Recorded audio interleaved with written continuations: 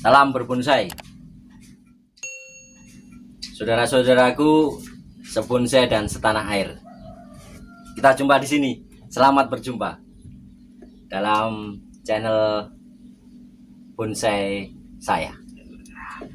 Kali ini kita akan mengupas bonsai mulai dari dasar sampai lanjutan. Bahwa bonsai ini memiliki metode dan pola yang bisa dikatakan rumit daripada seni-seni yang lain.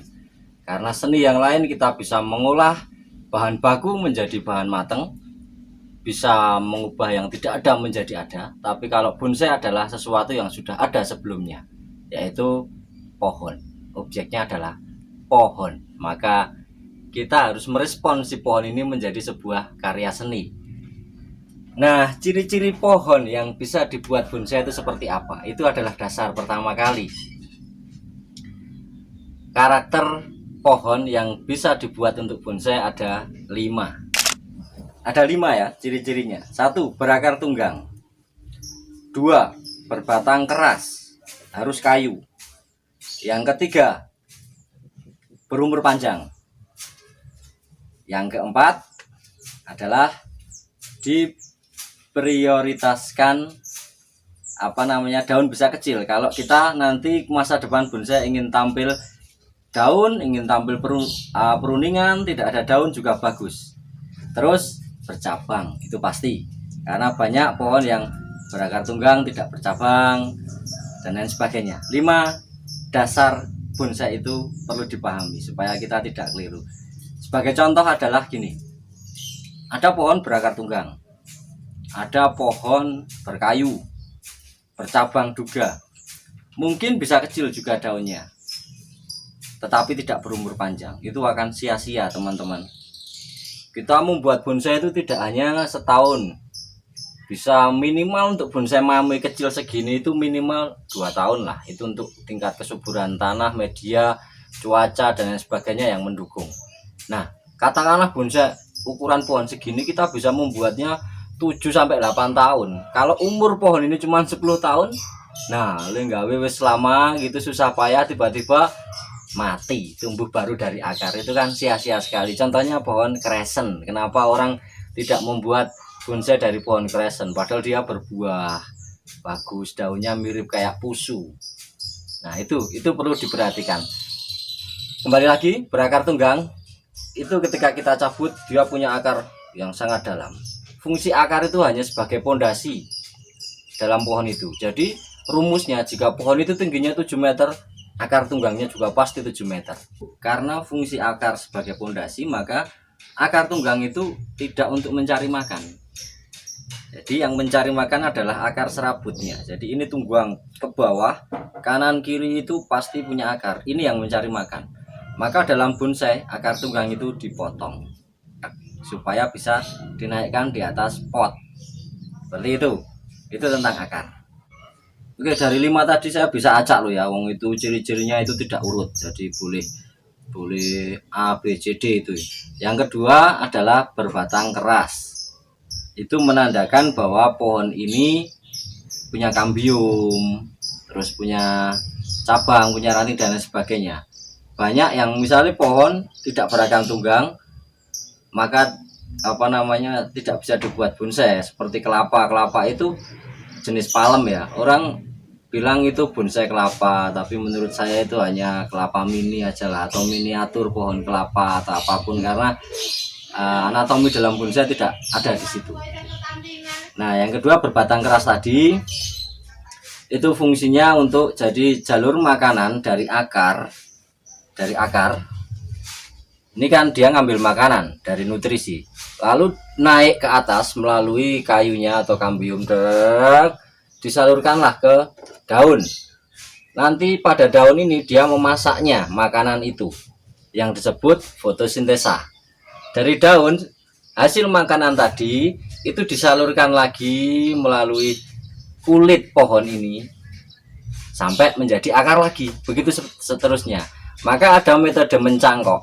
Nah, mencangkok itu sebenarnya adalah merampok makanan ya, jadi hasil makanan dari bawah ke atas sampai ke daun. Nah, hasil makanan ini ketika mau dibawa turun, kita cegat di tengah. Maka kalau nyangkok yang dikelupas adalah kulitnya, karena itu untuk membawa makanan turun. Dicangkok, dicegat makanan di situ, jadilah akar. Tuh. Yang ketiga adalah berumur panjang. Berumur panjang itu bagian dari teman-teman mengobservasi tentang alam dan lingkungan. Nah, ini penting bagi pebonsai bahwa kita harus peduli dengan lingkungan, karena fungsinya untuk observasi di bonsai itu sendiri. Kalau kita melihat misalnya pohon tetean, nanti bisa disyuting di sana. Dari kita lahir sampai kita sekian, umurnya misalnya berapa puluh tahun gitu, pohonnya paling sebesar ini, gini misalnya. Nah, berarti dia berumur panjang. Satu, kita punya bahan. Lalu banyak kita observasi di alam gitu. Pohon beringin, pohon serut, pohon banyak hal, banyak tentang pohon itu. Ketika kita, nah itu bagian dari teman-teman mengamati alam. Berumur panjang supaya kita tidak sia-sia dalam hal waktu dan proses. Terus selanjutnya adalah bercabang. Bercabang itu untuk kesempurnaan anatomi si pohon. Jadi pohon itu memiliki tahapan seperti manusia. Manusia itu punya tahap bayi, anak-anak, remaja, dewasa, dan tua. Nah, ciri-ciri bonsai itu kalau masih anak-anak, masih bayi itu bisa dibilang mungkin dari setekan yang cuma ditancapke, itu belum punya anatomi yang komplit, hanya batang, tidak punya akar. Lalu dia mulai punya akar. Masih bayi loh itu, anak-anak itu mulai tumbuh tunas. Kalau sudah menjadi cabang, itu sudah menjadi pohon anak-anak yang lebih besar. Tapi kalau sudah menjadi pohon remaja itu ciri-cirinya dia memiliki tunas air yang bisa, kalau bahasa saya itu nembak lah, cus, wajah itu baru banyak-banyaknya makan. Lalu kesempurnaan selanjutnya adalah tahapan dewasa, itu mulai tumbuh ranting. Anak ranting, cucu ranting, cicit ranting sampai berbunga berbuah, itu tahapan tua.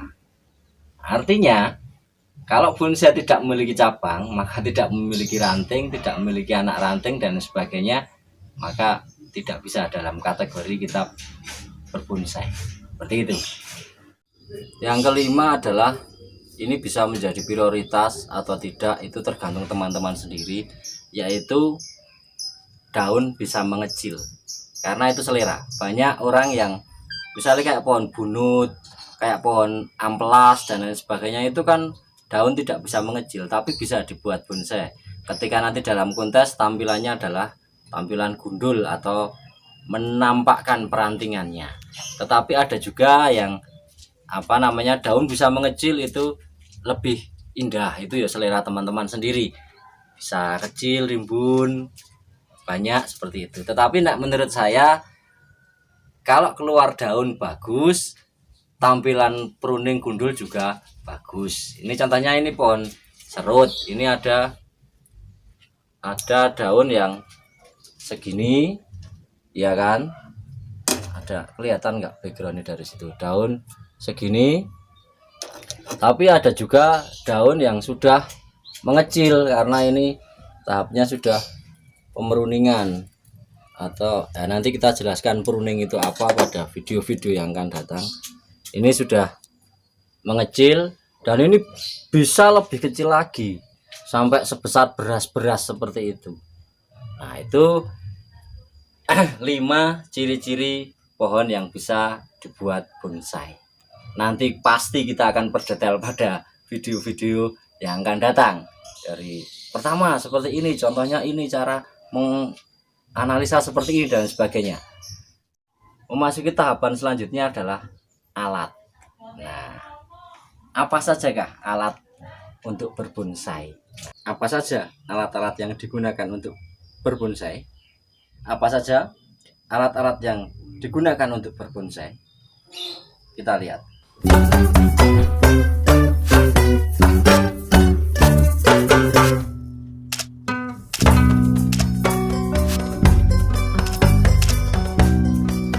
Apa saja fungsi dari seluruh alat tersebut? nanti akan kita perdetail pada video-video yang akan datang.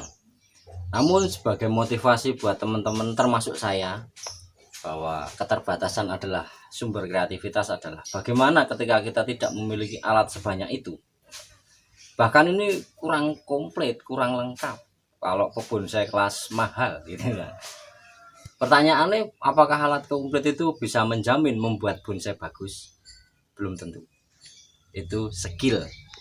Nah, bagaimana untuk mengatasi keterbatasan kita terhadap alat yang kita miliki tidak sebanyak itu?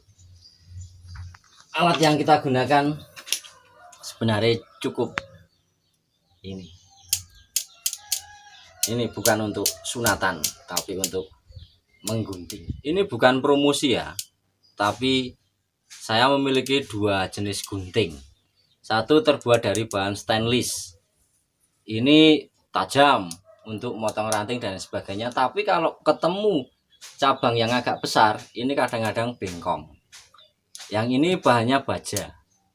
Ini kalau ketemu batang yang keras bisa kita potong pakai ini. Mungkin dengan teknik diputar. Kalau ranting kecil masuknya di depan, ranting agak besar di tengah, ranting besar lagi kita bisa potong dari belakang.